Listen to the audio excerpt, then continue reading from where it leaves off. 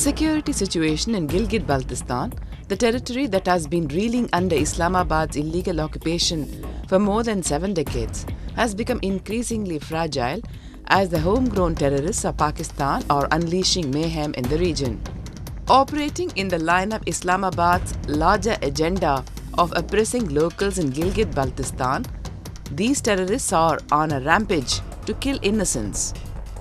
They have escalated their violent activities exponentially in order to muzzle the reasonable voices seeking their fundamental rights and to further heighten the prevailing sense of fear amongst the locals.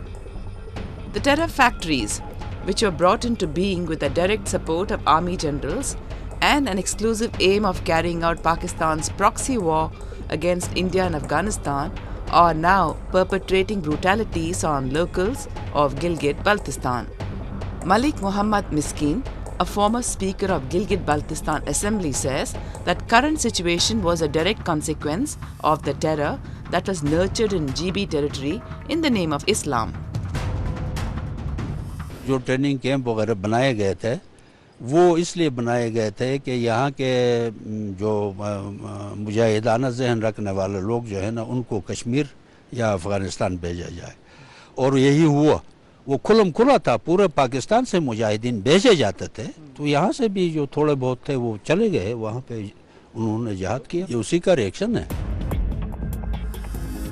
Recent attacks on the girls' schools in Diyamar are a testimony to the fact that these radicals who do not want GB people to progress are targeting the soul of civilization, women. They want regressive patriarchal laws to govern the people. The security agencies, which are responsible for the safety of people, have merely acted on the messenger of sad news and released regular templates to pacify the citizenry. Instead of waging a war against terrorism, they have been implicating the innocent youth of GB on false charges invoking the draconian Schedule 4.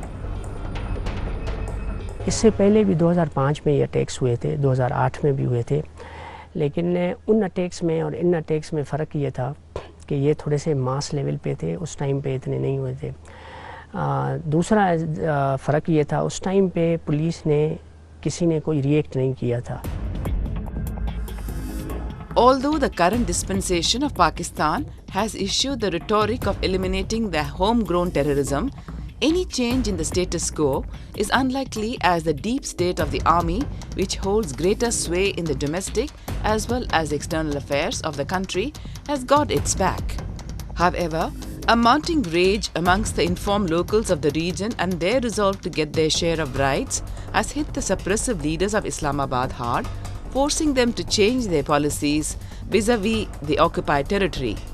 A mounting international pressure on Islamabad after it was grey-listed by the Financial Action Task Force and the United States suspending $300 million security assistance has further cornered Pakistan.